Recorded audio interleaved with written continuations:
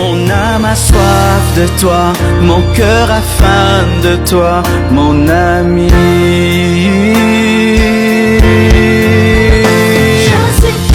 Je suis nos enfants. Matthieu 18, versets 2 à 6. La Bible dit, Jésus ayant appelé un petit enfant, le plaça au milieu d'eux et dit, je vous le dis en vérité, si vous ne vous convertissez et si vous ne devenez comme les petits enfants, vous n'entrerez pas dans le royaume des cieux. Écoutez, c'est pourquoi quiconque se rendra humble comme ce petit enfant sera le plus grand dans le royaume des cieux. Et quiconque reçoit en mon nom un petit enfant comme celui-ci me reçoit moi-même. Écoutez cette précision. Mais si quelqu'un scandalisait un de ces petits qui croient en moi, ah là, ce sont des petits qui croient. Donc ce sont des enfants qui ont dépassé l'âge de l'innocence, malgré qu'ils sont petits, sont entrés dans l'âge de la connaissance et de la conscience.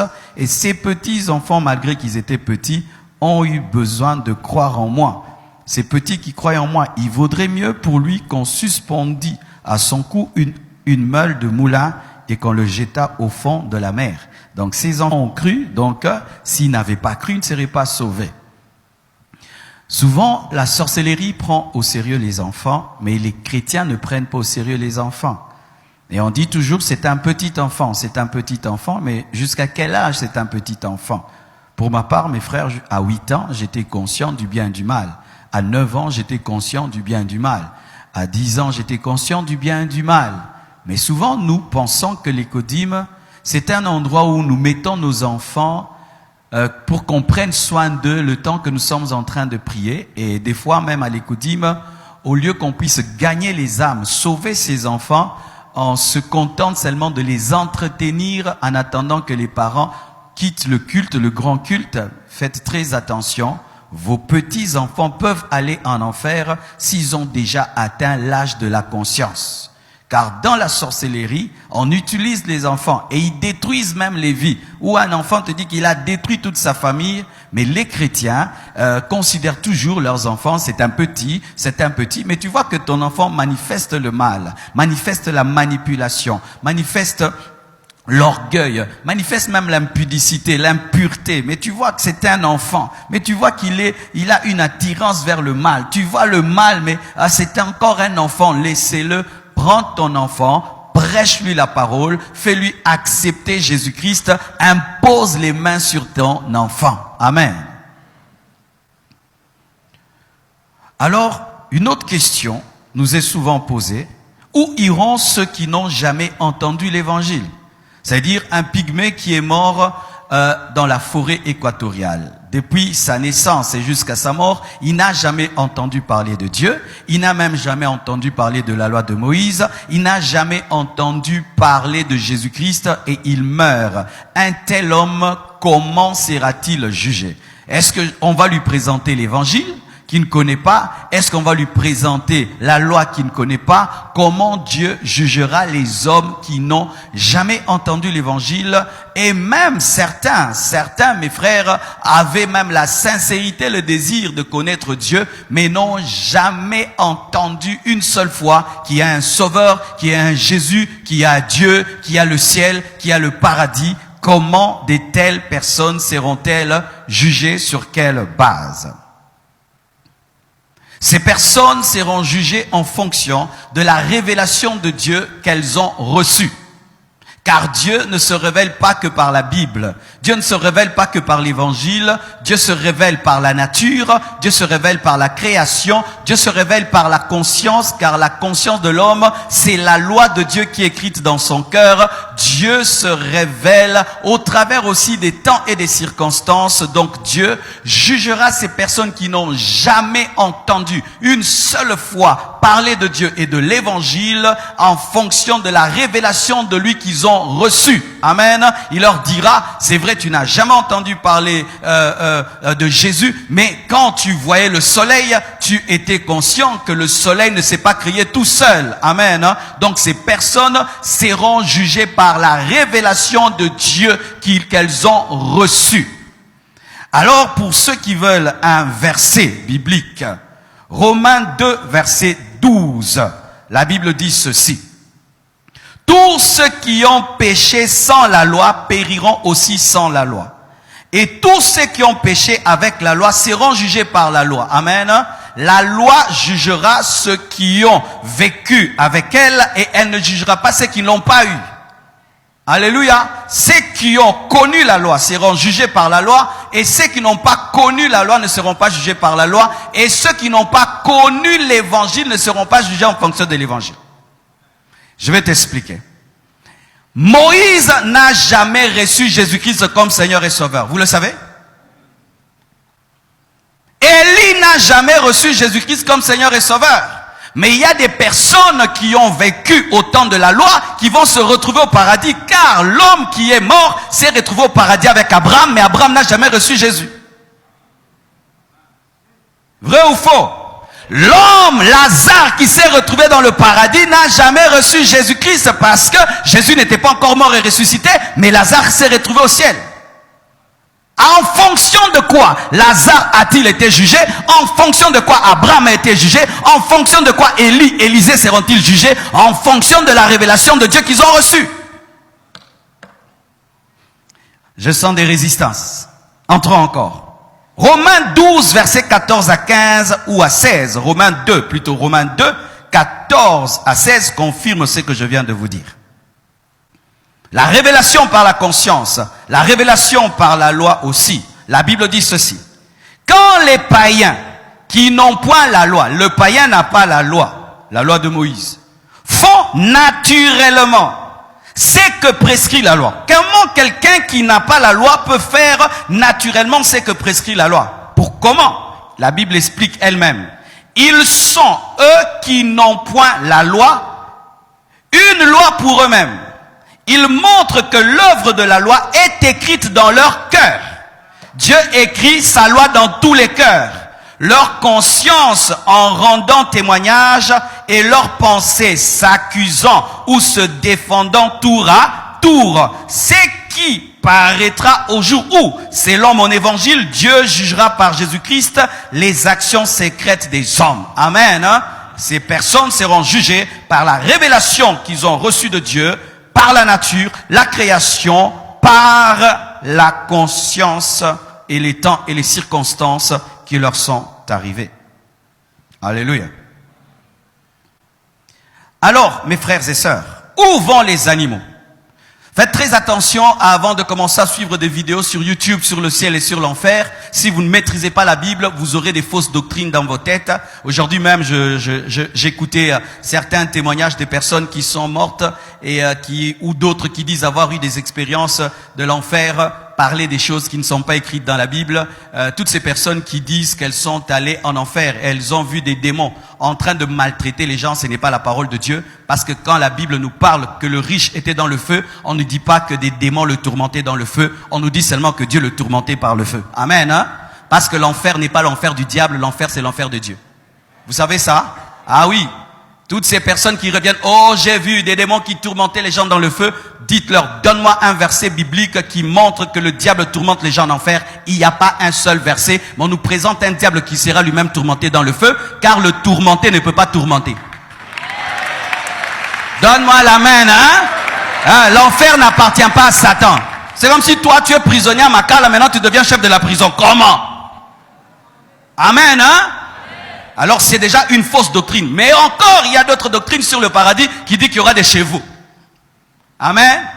Est-ce que les animaux iront au paradis ou nos animaux nous suivront au ciel? Voici. Les animaux disparaissent après la mort. On appelle cela l'annihilation. L'annihilation. Et certains théologiens même disent que les hommes aussi disparaissent après leur mort. Tu peux rencontrer un jour un homme de Dieu ou quelqu'un qui te dit qu'après la mort, il n'y a rien. Toute la vie, c'est cette vie-ci. C'est ici qu'il y a le ciel, c'est ici qu'il y a l'enfer. Lorsque tu souffres, tu es en enfer. Lorsque tu as la joie, tu es au ciel. Bien aimé, il y a des mauvais qui ont beaucoup de joie.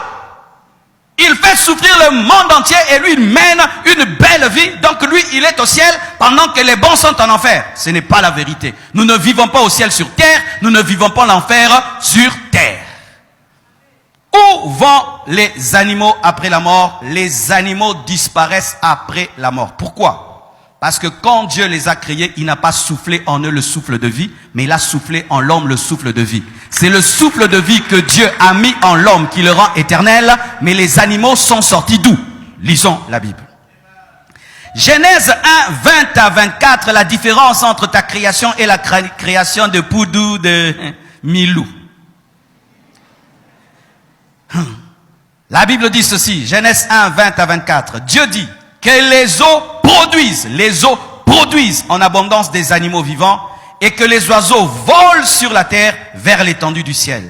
Dieu créa les grands poissons et tous les animaux vivants qui se meuvent et que les eaux produisent en abondance selon leur espèce. Il créa aussi tout oiseau ailé selon son espèce. Dieu vit que cela était bon. Dieu les bénit en disant, soyez féconds, multipliez et remplissez les eaux des mers et que les oiseaux multiplient sur la terre. Ainsi, il y eut un soir, il y eut un matin, ce fut le 5e jour. Dieu dit que la terre produise des animaux vivants selon leur espèce, du bétail, des reptiles, des animaux terrestres selon leur espèce. Cela fut ainsi. Mais pour l'homme, Genèse 2, verset 7, l'Éternel Dieu forma l'homme de la poussière de la terre. Il souffla dans ses narines un souffle de vie et l'homme devint un être vivant. L'homme a l'âme et l'esprit, mais l'animal n'a que l'âme. Et de fait qu'il n'a pas d'esprit, son âme n'est pas éternelle. Mais toi, tu as une âme éternelle parce qu'elle est connectée à un esprit éternel. Le souffle de Dieu est en toi, ce qui fait que toi tu ne disparaîtras pas, que ce soit au ciel ou en enfer, mais ton animal disparaîtra. C'est pourquoi j'ai dit, un païen qui meurt sans Jésus est pire qu'un chien. Parce que le chien ne va ni au ciel ni en enfer, mais le païen va en enfer. Vaut mieux être un chien qu'être un païen et mourir à l'œil dans le feu. Ton chien est plus heureux que toi quand il meurt, si toi tu meurs sans Christ, parce que ton chien disparaît, mais toi tu ne disparais pas, mais tu vas finir dans le feu éternel. Vaut mieux être milou qu'être un païen. Je vous dis la vérité, parce que les gens qui seront en enfer voudront disparaître. Ils voudraient disparaître, devenir même un chien. Comme ça, il ne vit rien. Il n'est rien, il ne vit rien. Mais tu demeures existant, tu vis. Mais une vie dans le feu, vaut mieux être un chien qui disparaît que d'être un homme qui meurt et qui finit dans le feu. Une autre chose, une autre question. Y a-t-il des hommes prédestinés à aller en enfer et d'autres prédestinés à aller au ciel? Nous entendons de telles choses. Toi, tu es la sémence de Caïn. Et toi, tu es la sémence de Dieu. Toi, tu es la sémence du diable. Toi, tu es la sémence de Dieu. Et d'autres disent, moi, je suis la sémence de Dieu. Je finirai par me convertir. Ne vous en faites pas, j'ai la sémence. Et d'autres, on leur dit, toi, tu as les sémences du diable. Même si tu fais des efforts, tu ne peux pas croire. Et d'autres même, quand ils vivent une vie de péché, ils disent, ne vous en faites pas, Dieu finira par me récupérer.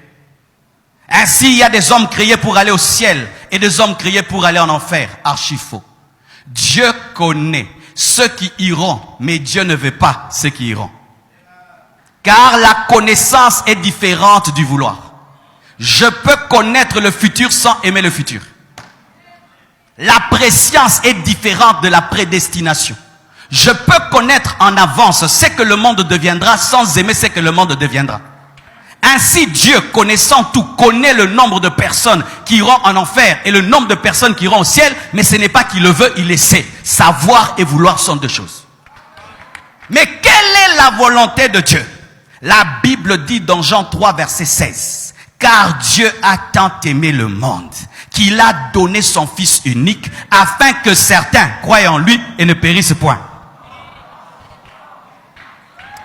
Car Dieu a tant aimé le monde qu'il a donné son Fils unique afin que les Juifs croient en lui et ne périssent point. Car Dieu a tant aimé le monde qu'il a donné son Fils unique afin que quiconque croit en lui ne périsse point, mais qu'il ait la vie éternelle. Donc, même Judas pouvait entrer au ciel. Même Judas. Vous savez ça? Certains disent que Dieu a prédestiné Judas à aller en enfer. Archi faux. Car Judas, après avoir vendu Jésus-Christ, n'a pas été brûlé par le feu. Il a eu même le remords de rendre l'argent. Donc s'il pouvait rendre l'argent, il pouvait donner sa vie.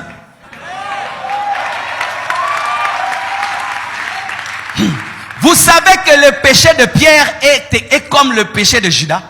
Judas a trahi, a vendu, Pierre a renié. Pierre a renié, il a pleuré et il est rentré dans la chambre haute, mais Judas a pleuré, il s'est pendu. Il y a deux sortes de culpabilité. La culpabilité qui mène à la vie et la culpabilité qui mène à la mort. La culpabilité de Judas, c'était une culpabilité qui menait à la mort, mais la culpabilité de Pierre était une bonne culpabilité qui mène à la vie. Mon frère, il est possible que Dieu te pardonne tous tes péchés, car il pouvait pardonner Judas. Car il a appelé mon ami, c'est avec un baiser que tu vends le fils de l'homme. Il aimait même celui qui était en train de le vendre. J'aime ce que je prêche. J'aimerais dire à quiconque ici a péché dans sa vie, si vraiment tu as demandé pardon, Dieu t'a pardonné. Dieu t'a pardonné. Même si des fois le diable te rappelle ton péché passé, il te rappelle, je ne me suis pas converti par la mémoire mais par la foi.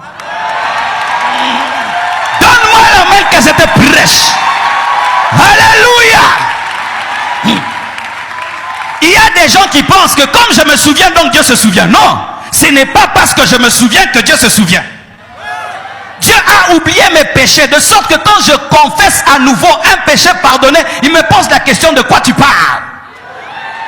Est-ce que vous le croyez? Mes frères, et vous n'êtes pas pardonnés parce que vous sentez que vous êtes pardonnés, parce que nous ne sommes pas convertis par les sentiments. C'est ce qui m'était arrivé quand je me suis converti. J'avais la paix et je sentais une boule ici, comme vraiment une boule ici. Et puis un jour, la boule n'était plus. Et puis j'ai dit: oh Dieu, j'ai perdu le salut.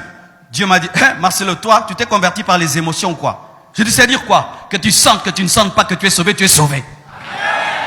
Que tu sentes que tu as le visa des États-Unis ou pas, tu as le visa. Vrai ou faux? Est-ce que j'ai besoin de sentir que j'ai le visa pour avoir le visa? Alléluia. Vous devez le croire. Il n'y a pas d'homme prédestiné à aller en enfer. Dieu veut que tout homme aille au ciel, mais certains ont choisi le diable et le péché. C'est pourquoi ils finiront en enfer. Mais en ce temps de la fin, mes frères, y a-t-il des hommes qui peuvent dire: nous n'avons pas entendu? Ça devient de plus en plus difficile de dire: je n'ai pas entendu l'évangile. Sachez ceci, mes frères, que si ceux qui ont vécu sans la loi seront jugés sans la loi, et ceux qui ont vécu avec la loi seront jugés par la loi, nous qui avons vécu avec l'évangile, nous serons jugés par l'évangile. Et sachez, mes frères, que notre jugement sera plus grand, car à celui à qui on a beaucoup donné, on demandera beaucoup. Pour nous, mes frères, on nous présentera le tombeau vide. On nous présentera le sacrifice de Jésus-Christ à la croix pour nous. Et Dieu te dira: j'ai donné mon propre fils pour ton salut, mais tu n'as pas cru. J'ai donné mon propre fils pour ton salut, mais tu n'as pas cru. Et là, je t'assure, mon frère, tu es pire qu'un homme qui a vécu sans la loi, un homme qui a vécu avant la grâce. La Bible dit dans Matthieu 24, verset 14, cette bonne nouvelle du royaume sera prêchée dans le monde entier pour servir de témoignage à toutes les nations. Alors viendra la fin. Et je vous dis que la technologie est en train de nous permettre d'accomplir cette parole. Des fois, lorsque nous faisons nos statistiques YouTube, nous découvrons même que les gens nous suivent en Arabie Saoudite. Nous découvrons même que les gens nous suivent en Israël. Les gens nous suivent à Dubaï. Les gens nous suivent dans le monde entier. Nous avons même un noyau compassion en Chili. Au Chili, vous imaginez ça? Aujourd'hui, par l'Internet, l'évangile se répand partout. Vous pouvez être là 3000 personnes, mais derrière ces écrans, des fois on peut atteindre 100 000 personnes. Une vidéo peut atteindre 2 millions de personnes.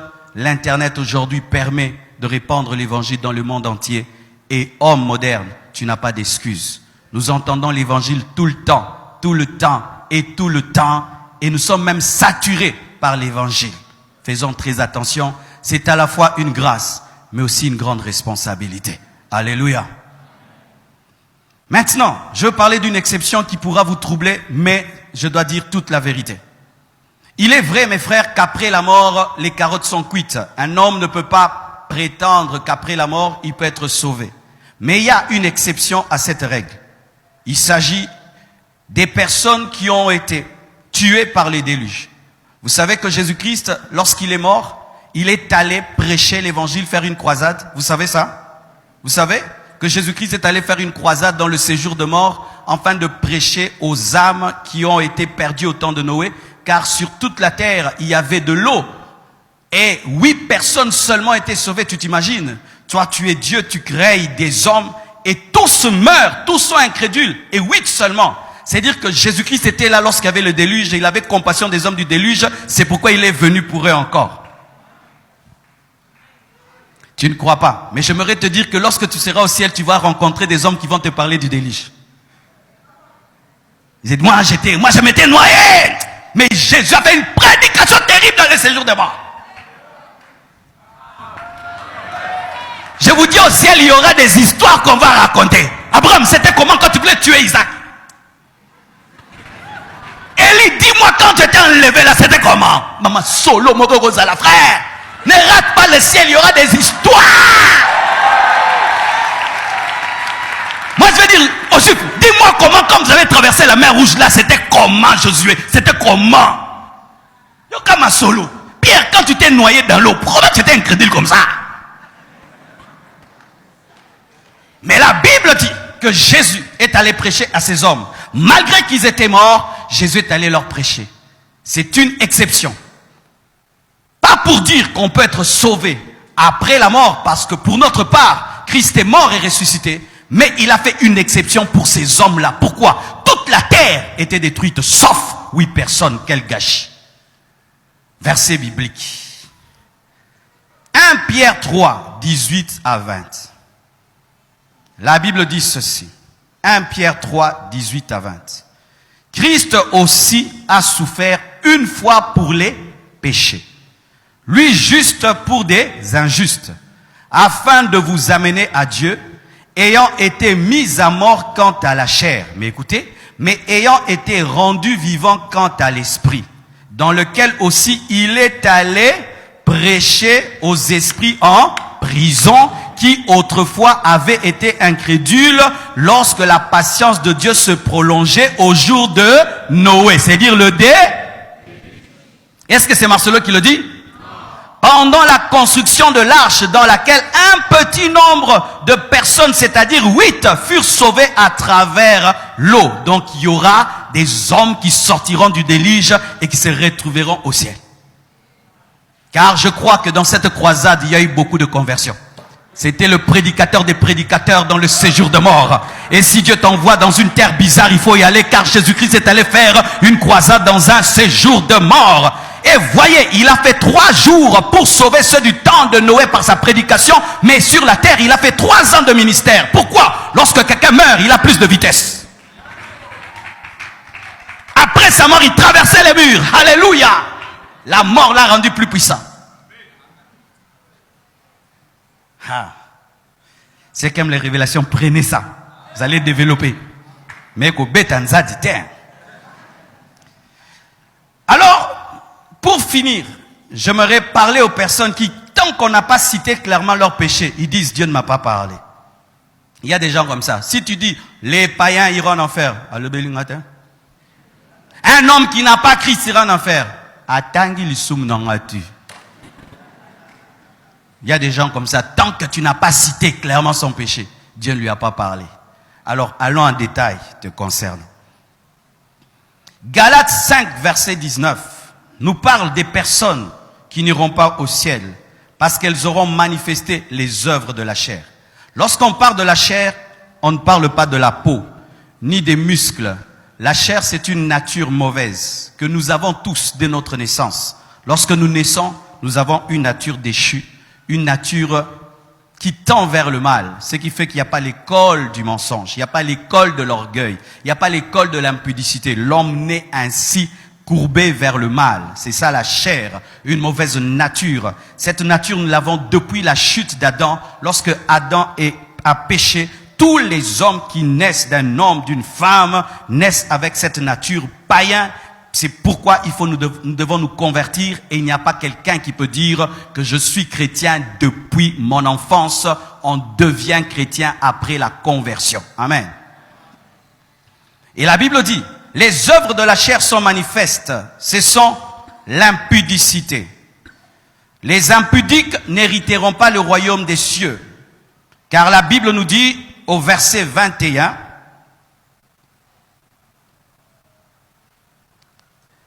Et je vous dis d'avance, comme je l'ai déjà dit, que ceux qui commettent de telles choses n'hériteront point le royaume des cieux. Quelle chose? Quelle chose? L'impudicité. C'est quoi l'impudicité? C'est avoir des relations intimes en dehors du mariage. Quiconque ici a des relations intimes en dehors du mariage n'entrera pas au ciel. Même si tu parles en langue, même si tu pries beaucoup, tu n'entreras pas au ciel. Et dans l'impudicité, je mets aussi l'adultère. Quiconque est marié ici, qui trompe sa femme, qui trompe son mari, n'entrera pas au ciel. Alléluia. Que tu parles en langue, que tu pries, que tu chantes, tu n'entreras pas au ciel. Les impudiques n'hériteront point le royaume des cieux. Amen. Aussi, les œuvres de la chair sont manifestes. L'impureté, Galates 5, verset 19, l'impureté. Qu'est-ce que l'impureté? C'est une corruption résultant d'une altération, d'un mélange, d'un caractère impur ou sale. Quiconque a un caractère sale, un caractère impur, quiconque est un mélange de Dieu et du diable, du monde et de la parole, n'héritera pas le royaume des cieux. La Bible. Certains, ils sont purs extérieurement, mais des pensées impures, des paroles impures. Les gens qui parlent avec vulgarité n'hériteront point le royaume des cieux. La dissolution. Qu'est-ce que la dissolution? La décomposition, la dégradation, la corruption, la débauche aussi. La débauche. Tu vends ton corps pour avoir l'argent. Tu donnes ton corps pour avoir l'argent. Tu n'hériteras pas le royaume des cieux. Et tu mènes une vie dissolue, une vie corrompue, une vie dégradante, une vie qui dégrade l'image de Dieu qui est en toi. La dissolution.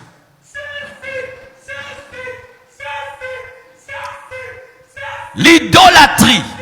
Suivez, s'il vous plaît. Il vit son expérience avec Dieu. L'idolâtrie.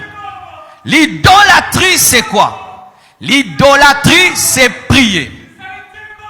Prenez-le, amenez-le là-bas, que je continue à prêcher. Il y a un temps pour tout. L'idolâtrie. Qu'est-ce que l'idolâtrie?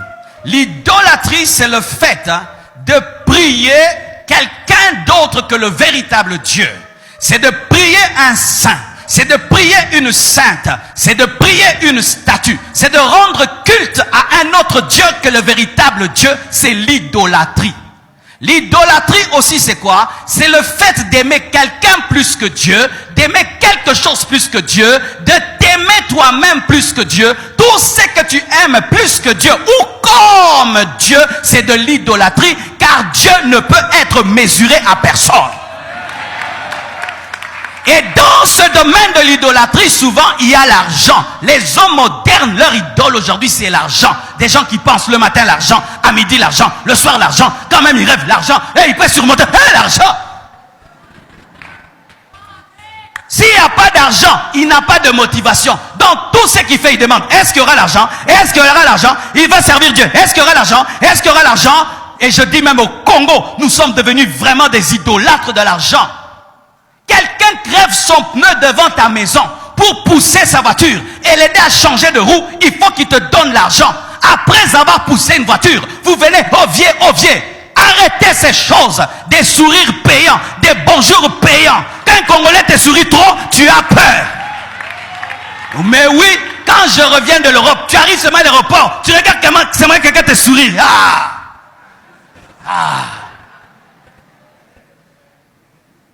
Tu sais qu'après, ce sera quoi? L'argent. L'idolâtrie. La magie. Les magiciens n'hériteront pas le royaume des cieux. Les occultistes n'hériteront pas le royaume des cieux. J'aimerais dire à tous les magiciens, tous ceux qui ont des livres magiques, tous ceux qui ont des pentacles, tous ceux qui dorment dans des cimetières, tous ceux qui ont des serpents, tous ceux qui sont dans des choses occultes, à la fin des temps, ce n'est pas vous qui allez gagner. La Bible me présente un diable vaincu et un Jésus-Christ plus que vainqueur. Sachez ceci, les magiciens et les sorciers finiront en enfer. Sorcier, j'aimerais te dire, ce n'est pas parce que tu bouffes que tu ne seras pas bouffé.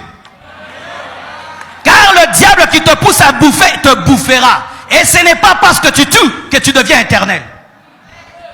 Vous qui tuez les gens par la sorcellerie et par la magie, vous ne deviendrez pas éternel. Un jour tu vas mourir de maladie, tu vas mourir de vieillesse, tu mourras, tu peux manger et manger, tu finiras par mourir et tu subiras ton jugement. Les inimitiés sont les œuvres de la chair. Qu'est-ce qu'est l'inimitié? C'est avoir un sentiment hostile envers quelqu'un. Tu as un sentiment hostile envers quelqu'un. Et nous, maintenant, dans le nouveau français, c'est « je ne le sens pas ». Des chrétiens comme ça, « je ne le sens pas, je ne le sens pas ». Tu ne sens pas quoi? Une créature de Dieu.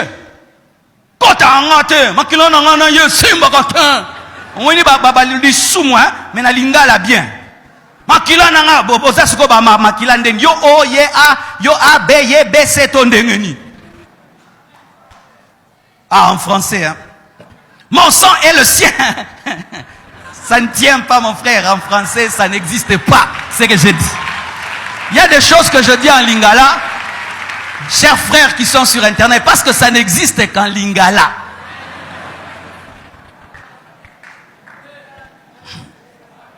Vrai ou faux? Est-ce que ça existe en français? Makila nangana ezo simbate. En français, mon sang et son sang ne tiennent pas.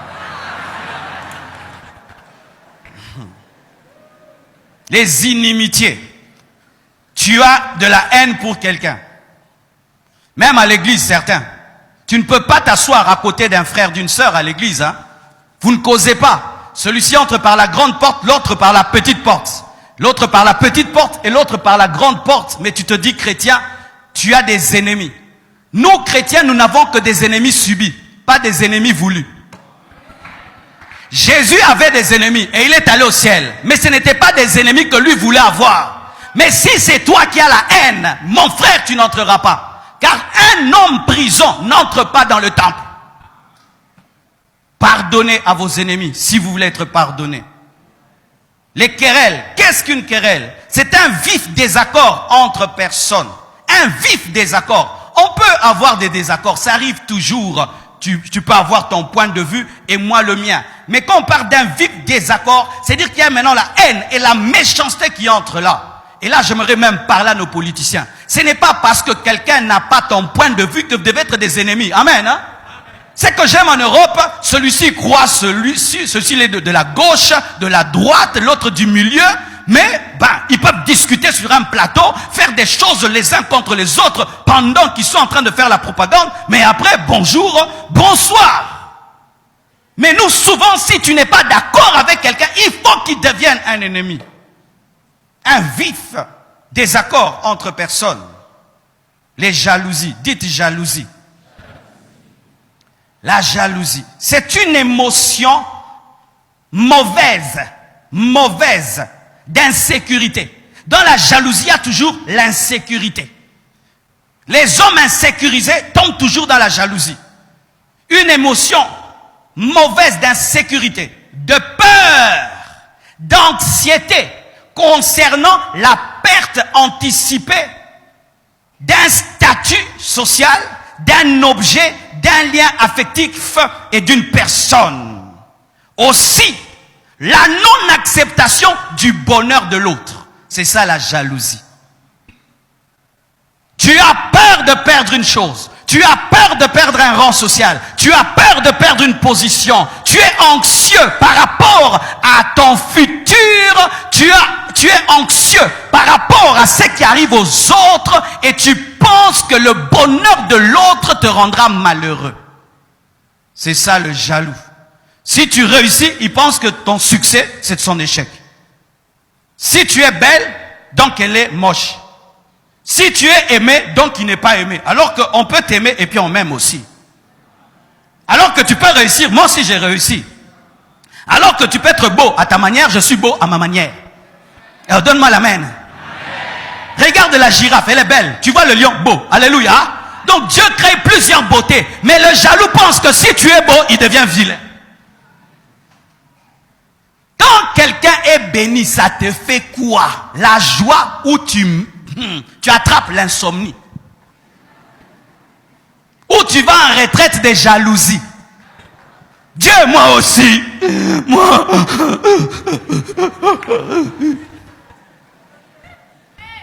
Et souvent, les jaloux ont un mauvais cœur. Si tu viens lui parler de tes problèmes, il est heureux. Ces derniers temps, à la maison, on ne mange pas. Hein? Tout va mal, tout est difficile. Oh, vraiment, mais dans le cœur. Mais si tu lui dis, tout ce que je fais ces derniers temps réussit. Dieu est en train de m'étonner. Bonico. Dis à ton voisin que Dieu te bénisse plus que moi. Dis que Dieu te bénisse plus que moi. Que Dieu t'élève plus que moi. Deviens plus grand que moi. Si ton voisin pendant qu'il disait ça faisait ceci, regarde. Si ton voisin pendant qu'il le faisait ceci, que Dieu te bénisse plus que moi, son corps est en train de dire il ment. Que Dieu te bénisse plus que moi. Parce que le corps dit la vérité lorsque la bouche est en train de mentir. C'est pourquoi les menteurs, quand ils mentent, ils se grattent. Pourquoi? Le corps dit l'okuta. Que Dieu te bénisse plus que moi. Que Dieu te bénisse. Non, que Dieu te bénisse plus que moi. Que Dieu te bénisse. Oui. C'est un cours qu'on donne en criminologie. En criminologie, ce cours-là existe où quand on te pose des questions, on ne suit pas ce que tu dis, on regarde ton corps. Vous allez remarquer, les menteurs, quand ils veulent mentir, son corps change. Que veux-tu dire? Un gars préparé le bombe. Ou il commence à se gratter. Ou si les bègues, il commence à bégayer davantage, il ment. Quand un bègue bégaye davantage,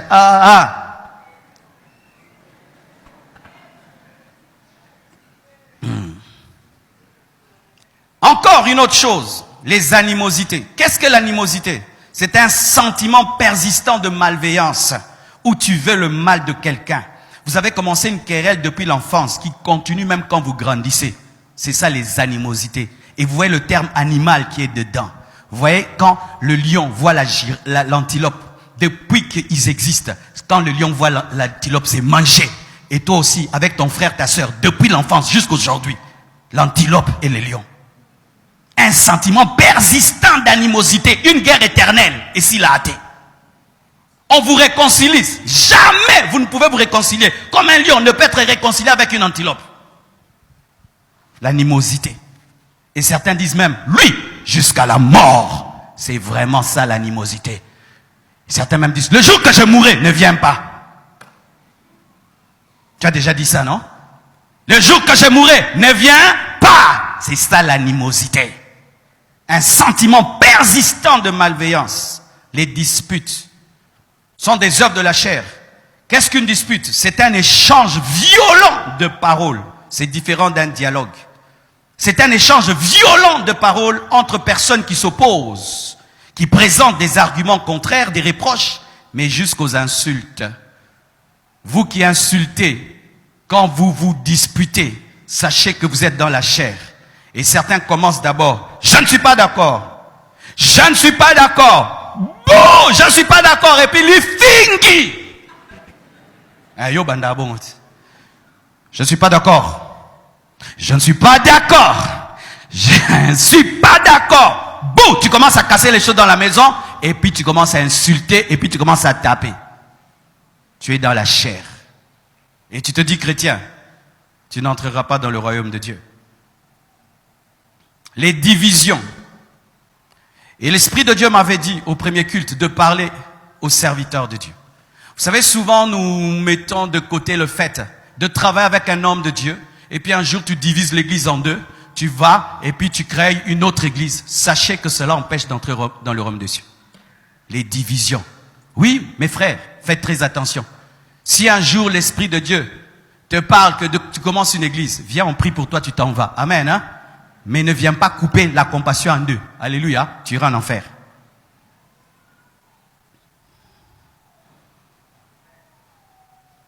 Les sectes. Les sectes sont des œuvres de la chair. Qu'est-ce qu'une secte? C'est un groupe d'hommes et de femmes qui ajoutent à la parole et qui retranchent à la parole. C'est pourquoi vous devez faire attention. Vous devez connaître la parole, de peur de prêcher des sectes ou de vous retrouver dans une secte. Imagine, tu pries dans une secte dans laquelle on dit, nous croyons en Dieu, mais pas en Jésus-Christ. Cela va te conduire en enfer.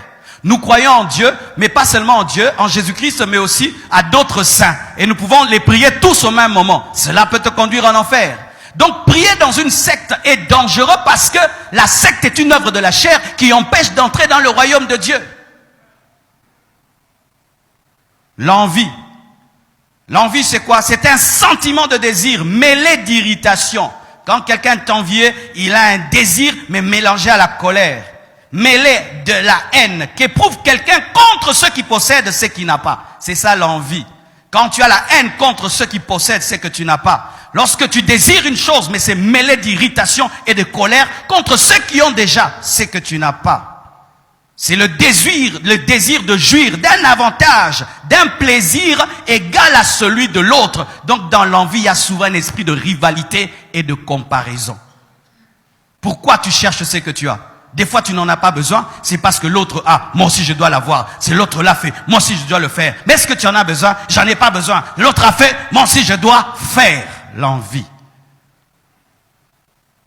L'ivrognerie. Les ivrognes n'hériteront pas le royaume des cieux. Qu'est-ce que l'ivrognerie? C'est l'habitude de s'enivrer. C'est l'excès d'alcool. Mes frères, les ivrognes n'hériteront pas le royaume des cieux. Et la Bible dit, ne vous enivrez pas de vin, c'est de la débauche. C'est-à-dire ceci, qu'un ivrogne est semblable à un débauché. Souvent, les ivrognes insultent les prostituées. Mais la prostituée est égale à un ivrogne. Donc, quand un ivrogne insulte une prostituée, la prostituée peut lui dire, tu es prostituée comme moi. C'est pourquoi même la Bible condamne l'homme qui enivre son frère. Lorsque vous faites les affaires, faites attention de ne pas enivrer les gens. Dieu te jugera en fonction de cela. Dieu te jugera en fonction du fait que tu as enivré quelqu'un. Moi, je n'ai pas bu, c'est lui qui a bu, mais c'est toi qui l'as enivré. Et la Bible dit, et les choses semblables. Pourquoi? Pour dire que la liste est longue. Les choses qui ressemblent à tout ce que je viens de dire, comme la masturbation. Et je bénis Dieu, au premier culte, un jeune garçon a témoigné. Il a fait 15 ans dans la masturbation. Il se masturbait 10 fois par jour. Et Dieu l'a délivré. Aujourd'hui, il est aux affermissements à l'école des ouvriers. Nous acclamons le Seigneur. Ah oui! Que Dieu bénisse un tel frère qui a le courage de donner un tel témoignage. Mais je vais parler d'une chose pour finir cette liste. Les excès de table.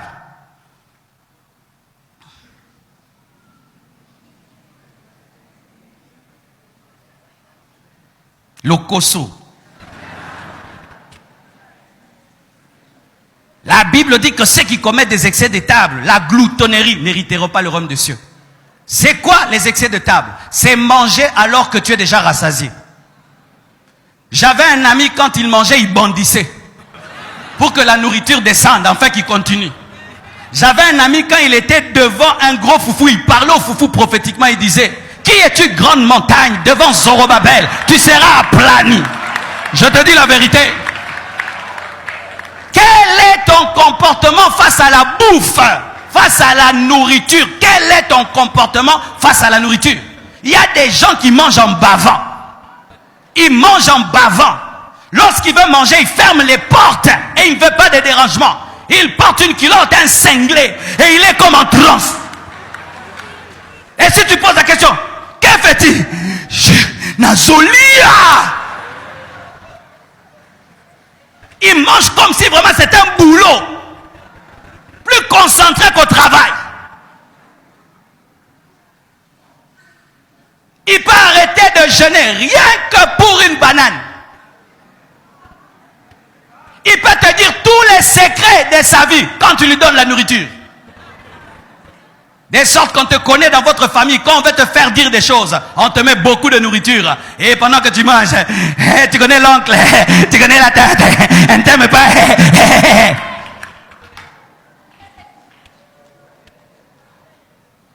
Et regardez comment les gloutons se comportent même dans les fêtes. C'est une honte. Surtout quand c'est le self-service.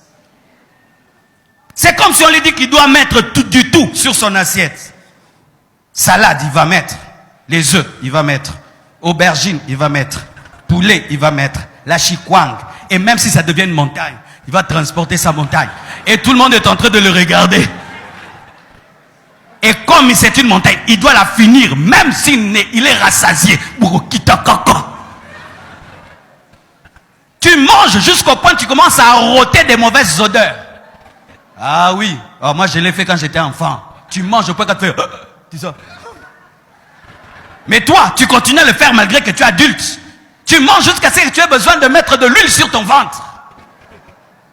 Jusqu'à ce que tu aies dormir comme ça. Il est trop.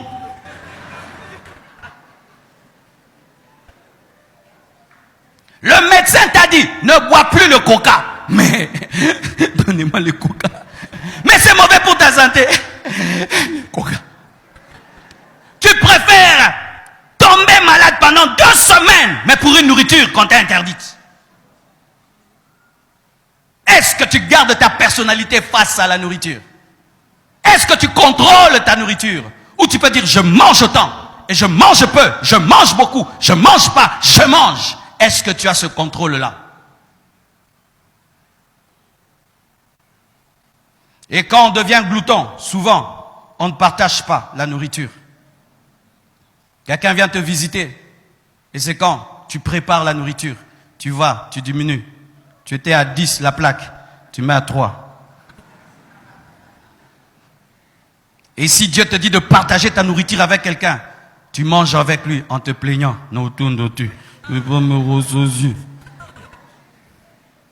Et ce qui est bizarre même, les gens quand ils vont dans les fêtes, il faut voir des fois. Des fois, quand je vais dans les fêtes, je ne fais que regarder les gens pour avoir des prédications. Ouais, moi c'est ce que je fais quand je sors. Et qu'est-ce que tu remarques souvent? Il y a la table 1, 2, 3, 4, 5, 6. Et à la table 4, des fois il y a des erreurs protocolaires dans les fêtes. On saute que la table 4. Le sucré saute la table 4. La nourriture saute. Et regardez les visages des gens qui ne sont pas servis. Qu'est-ce qu'il y a? Des fois tu vois un papa avec une voiture dehors, une maman bien habillée.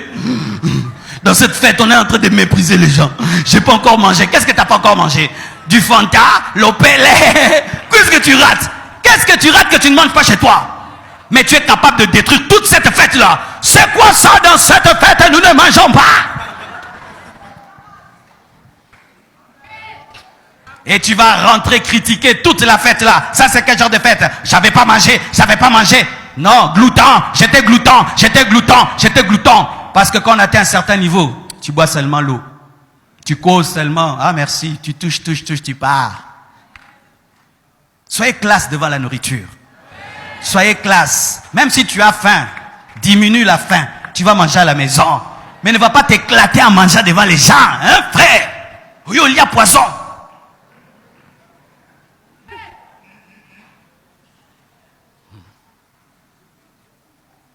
La gloutonnerie.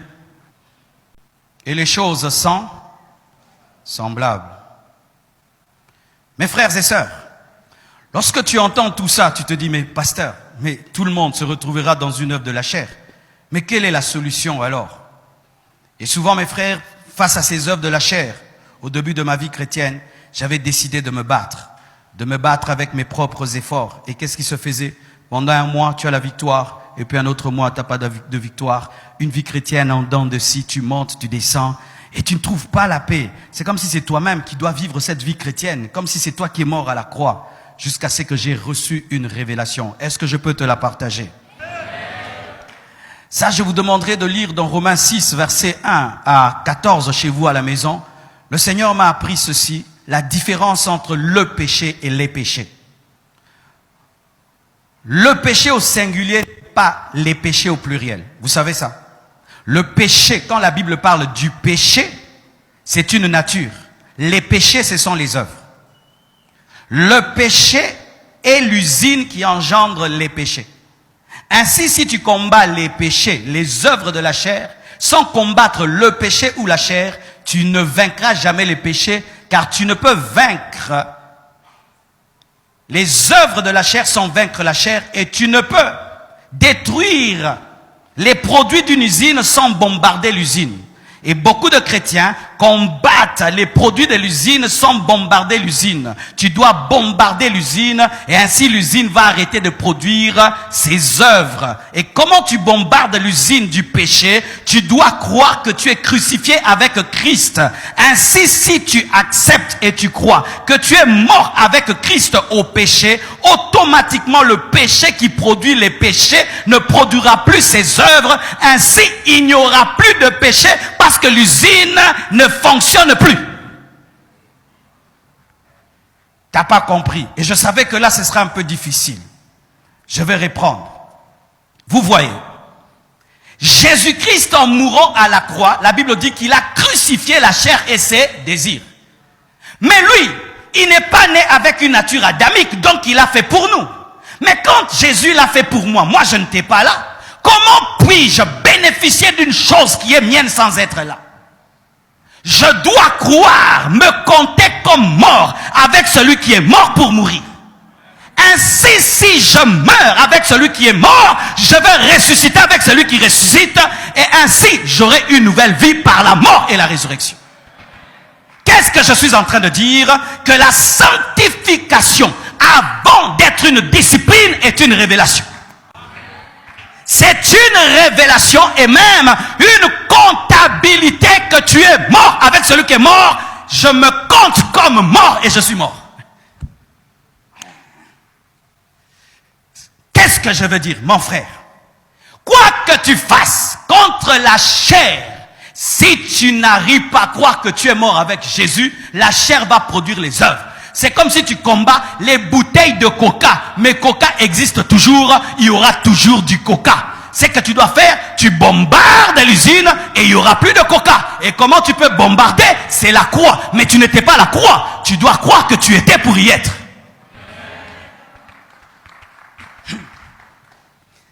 Par rapport au péché nature, il faut la croix, la crucifixion. Et par rapport au péché œuvre, il faut le pardon. Et Jésus à la croix a pourvu aux deux, à la crucifixion de la chair et au pardon des péchés de la chair. Verset. Romains 8, verset 3. Dieu a condamné le péché dans la chair, en envoyant à cause du péché son propre fils dans une chair semblable à celle du péché. Et Galates 5, verset 24 à 25 dit, ceux qui sont en Jésus-Christ ont crucifié la chair avec ses passions et ses désirs. Si nous vivons par l'esprit, marchons aussi selon l'esprit. Je ne peux vivre en esprit sans crucifixion.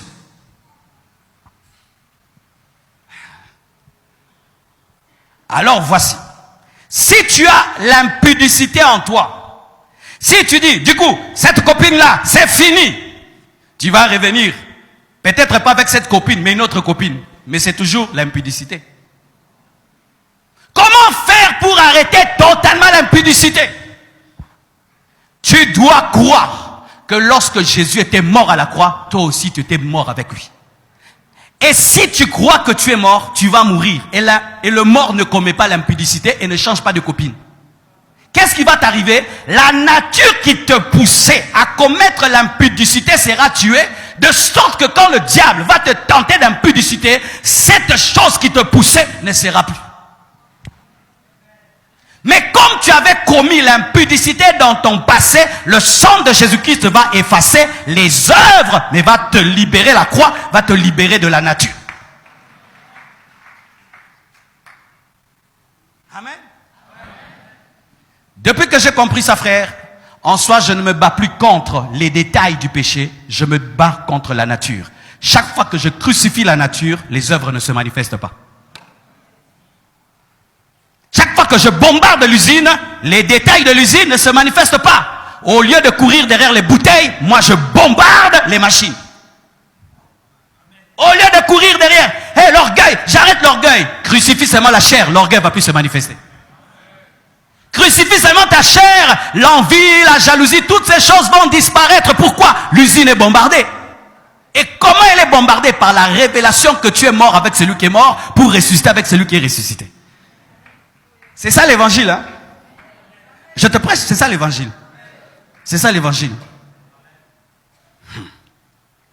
Pour terminer, comme je vous l'ai dit, on ne peut pas finir d'écouter un tel message et dire Amen et rentrer dans nos maisons. Le Seigneur m'a dit qu'après ça, l'Église Compassion doit opérer dans une dimension qui nous préserve de l'enfer. Comment? Lisons pour terminer Matthieu 25, versets 41 à 46. Tenons-nous debout, lisons ce passage.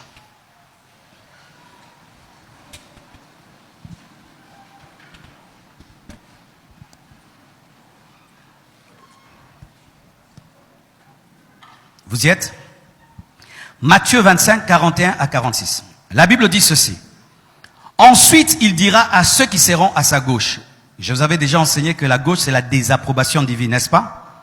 Retirez-vous de moi, maudits, allez dans le feu éternel, qui est l'enfer, qui était préparé pour le diable et pour ses anges. Pourquoi? Verset 42. Pourquoi ces personnes seront jetées dans l'enfer? Car j'ai eu faim. On ne parle pas de l'impudicité, du vol, non, non. Car j'ai eu faim et vous ne m'avez pas donné à manger. J'ai eu soif et vous ne m'avez pas donné à boire. J'étais étranger et vous ne m'avez pas recueilli. J'étais nu et vous ne m'avez pas vêtu. J'étais malade et en prison et vous ne m'avez pas visité. Ils répondront aussi, Seigneur, quand avons-nous vu ayant faim, ou ayant soif, ou étranger ou nu, ou malade, parce que tu n'as jamais été malade, ou en prison? Et ne t'avons-nous pas assisté? Et il leur répondra, je vous le dis en vérité, toutes les fois que vous n'avez pas fait ces choses à l'un de ces plus petits, c'est à moi que vous ne les avez pas faites. Et ceux-ci iront où? Au châtiment éternel, mais les justes à la vie éternelle parce qu'ils ont fait le contraire. Asseyez-vous, s'il vous plaît. Pour clore mon message, mes frères, j'aimerais vous parler des prisonniers et des orphelins. Parce que souvent, mes frères, nous pensons qu'on va en enfer parce qu'on a commis l'impudicité, on a volé, on a triché. Mais ce verset est très dangereux. Très dangereux. Quand tu n'aimes pas ton prochain comme toi-même, tu peux finir en enfer. Il y a des hommes, pendant que nous sommes en train de prêcher, qui sont en prison, ça fait 10 ans, 20 ans. Un jour, je suis allé visiter un frère de l'église qui était en prison. Mes frères, j'ai vu la laideur de la prison. J'ai trouvé des femmes enceintes en prison. J'ai vu des femmes qui étaient visitées par leurs enfants en prison. J'ai vu même des femmes qui avaient accouché en prison. J'ai vu même la prison des enfants. Vous savez qu'il y a des petits enfants en prison? Et il y a des endroits en prison, mes frères, les gens dorment comme des sardines. C'est terrible.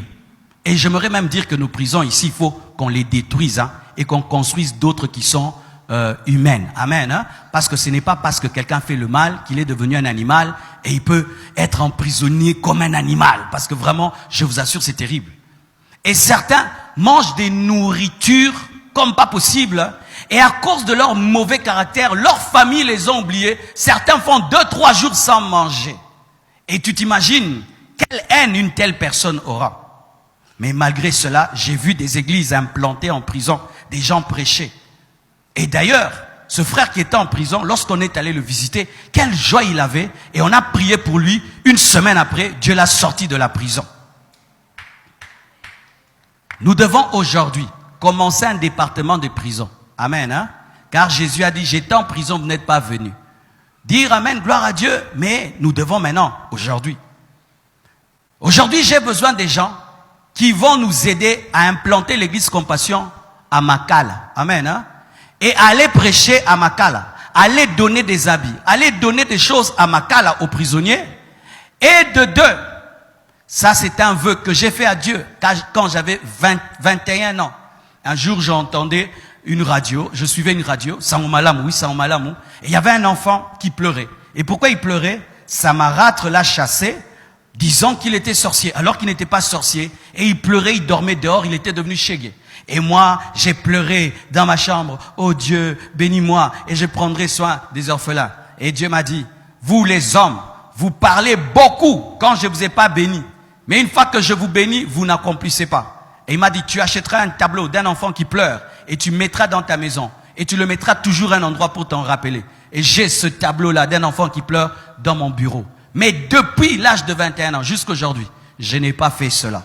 Et j'étais en train de prier ces derniers temps. Et Dieu a remis sur la table mon vœu. Il m'a dit, Marcelo, tu m'avais promis de faire un orphelinat. Tu ne l'as pas encore fait, tu dois le faire. Mes frères et sœurs, c'est vrai qu'on a nourri pendant un temps les démunis, mercredi, vendredi au restaurant du cœur. Mais c'était pas suffisant. Parce que si quelqu'un, tu le nourris mercredi et vendredi, alors lundi et mardi, et puis samedi. Et en plus, ça s'était transformé en quoi? Les plus forts chassaient les plus faibles, chassaient les infirmes, chassaient les enfants. Et c'était les costauds qui venaient manger. Et puis tabasser encore tout le monde. Alors on a arrêté ça. Et là, nous faisons la bourse d'études. On paye, je crois, les études de 30 ou 40 personnes. Mais c'est bien. Mais ce n'est pas vraiment ce que Dieu m'avait dit. Et ça fait un temps, je n'ai plus de paix. Et j'en ai parlé à mon épouse et nous avons décidé.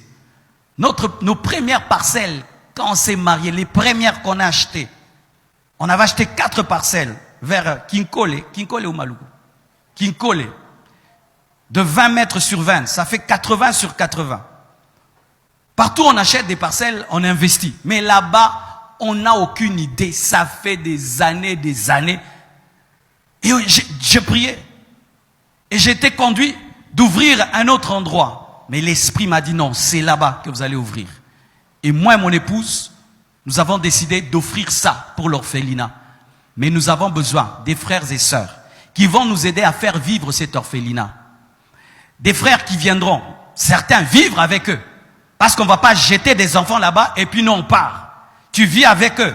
Tu veilles qu'ils dorment à temps, qu'ils prient avant, qu'ils mangent à temps. Et que même à côté, nous puissions mettre un endroit pour qu'ils étudient. Et on ne va pas commencer quelque chose de très grand. Parce que je me dis, pourquoi prendre soin de 1000 personnes est très mal. Vaut mieux prendre soin même de 30 personnes et bien. Alléluia. Et on ne va pas commencer par des adultes. On va prendre des petites filles. On va d'abord commencer par des filles d'un certain âge. Les spécialistes de la psychologie de l'enfant vont nous aider. Ben moi, j'ai la vision seulement. Je ne maîtrise pas tout. Vont nous aider. Mais on ne peut pas s'appeler Église Compassion. On n'a pas d'orphelinat. On ne peut pas s'appeler Église Compassion. On n'a pas une église en prison. Là, ça devient une marque, mais pas une révélation. C'est ce qui fait qu'aujourd'hui, je vais faire 3 appels. Tout d'abord, aux gens qui se sont sentis concernés par les œuvres de la chair et qui ont compris aujourd'hui que par la croix, ils peuvent les vaincre. Ensuite, je vais faire l'appel aux gens qui iront servir en prison et l'appel aux gens avec qui nous irons là-bas et ensemble nous allons travailler pour que cet orphelinat naisse et commence. Alléluia. Tenons-nous debout, s'il vous plaît.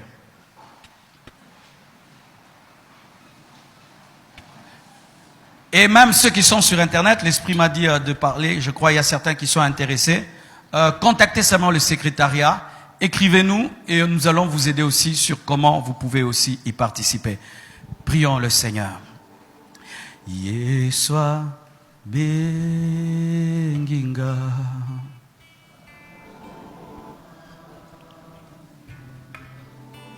Yeswa benginga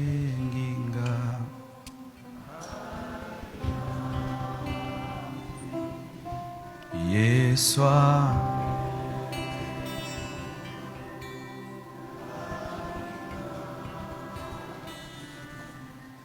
Gaina kende Musala na Nzambe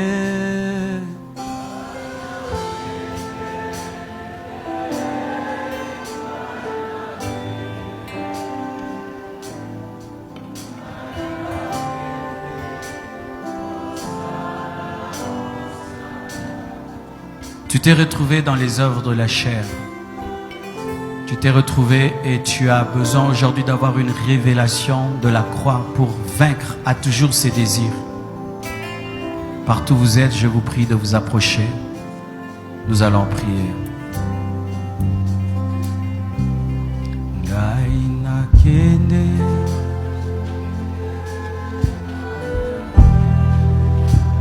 Tu as retrouvé en toi des œuvres de la chair. Osala na Nzambe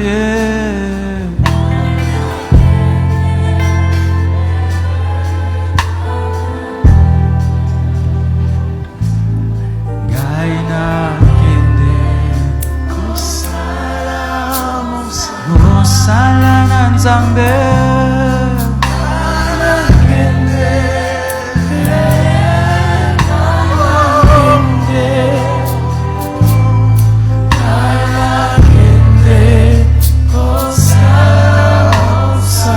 Sala na nzambe.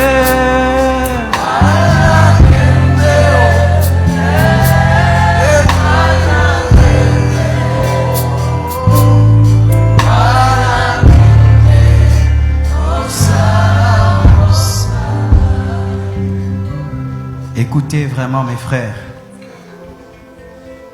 pour vaincre le péché, tu dois comprendre que Jésus l'a déjà vaincu pour toi.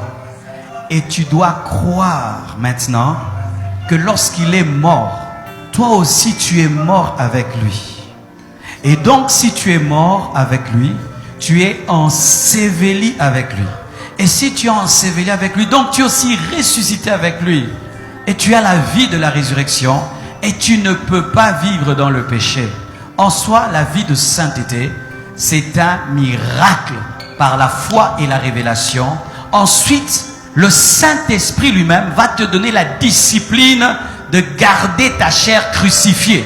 Il va te donner la puissance de crucifier ta chair. Chaque fois qu'elle va se manifester, l'Esprit va te donner la force de la crucifier, de la garder à la croix.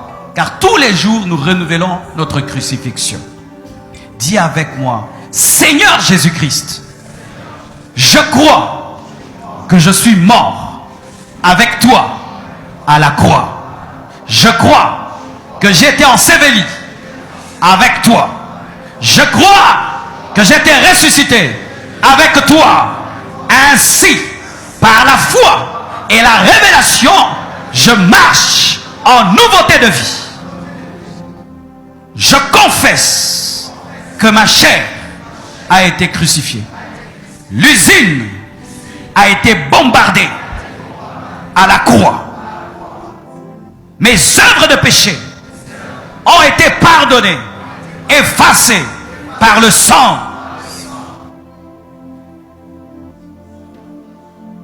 J'entre dans l'œuvre de Christ pour moi. Christ est ma sainteté. Christ est ma victoire. Christ est ma force. C'est que je ne pouvais pas abandonner. En Jésus-Christ, je l'abandonne. C'est que je ne pouvais pas arrêter. En Jésus-Christ, je l'arrête. J'ai la force de faire le bien que je veux faire. J'ai la haine du mal et la force d'arrêter.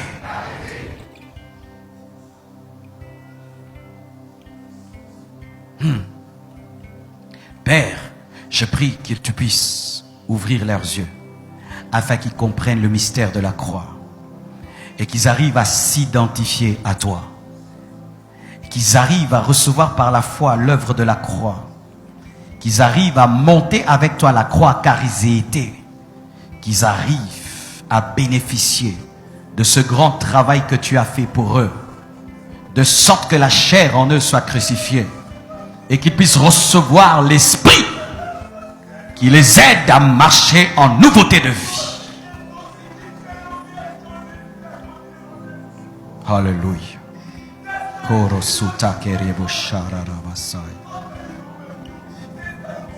Si tu es sincère dans ta repentance, il te pardonne. Si tu es sincère dans ta repentance, il te pardonne. Si tu es sincère dans ta foi, il te pardonne. Si tu es sincère, il te pardonne. Que Dieu te donne la grâce et la force de demeurer dans ces choses. Au nom de Jésus-Christ. Que Dieu te donne la grâce et la force de demeurer dans ces choses. Que Dieu te donne la force et la grâce de demeurer dans ces choses.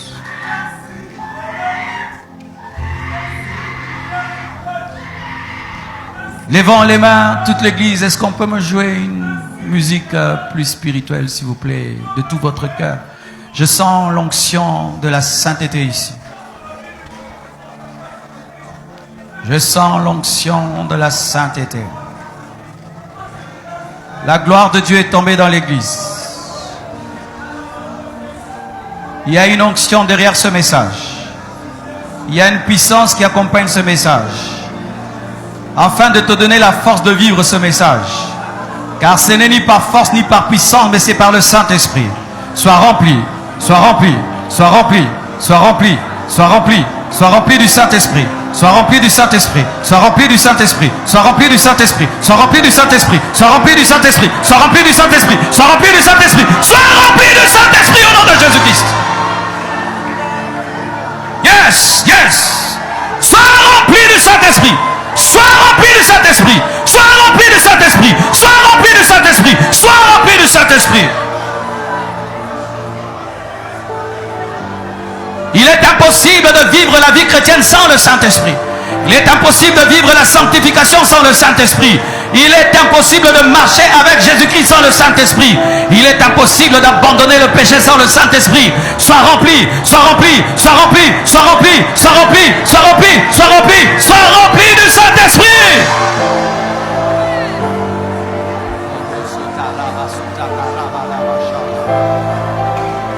Oh yes, oh yes, oh yes, oh yes. Sois libre du péché au nom de Jésus-Christ. Sois libre du péché. Et si les démons sont entrés dans ta vie par ce péché, maintenant je les commande de te quitter. Tout démon qui est entré dans ta vie par le péché, esprit impur, sors, sors, sors, sors, sors, sortez, quittez, quittez au nom de Jésus-Christ de Nazareth. Yes. Tu as couché avec une femme, malgré que tu t'es séparé d'elle, son image est restée en toi. Tu as couché avec un homme, malgré que tu t'es séparé de lui, son image ne te quitte pas. Son image ne te quitte pas. Aujourd'hui sois libre. Aujourd'hui sois libre. Aujourd'hui sois libre au nom de Jésus-Christ de Nazareth. Sois libéré de ces souvenirs. Sois libéré de cet esprit humain. Sois libéré de cet esprit humain. Sois libre, libre, libre, libre, libre au nom de Jésus-Christ. Je commande à l'esprit de culpabilité de te quitter. Esprit de culpabilité, toi qui amènes à la mort, toi qui amènes Judas à la mort, je te commande de partir, de quitter au nom de Jésus-Christ de Nazareth.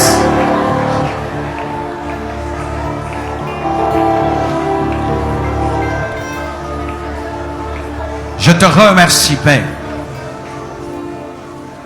pour ta présence. Touche nos frères et nos sœurs aussi qui nous suivent sur le net, partout dans le monde. Père éternel Dieu, que cette onction de consécration puisse traverser les ondes, entrer dans les téléphones, les caméras, les écrans et bouleverser les vies des familles partout dans le monde. Père, exauce-moi au nom de Jésus-Christ. Le Saint-Esprit te communique la haine du péché.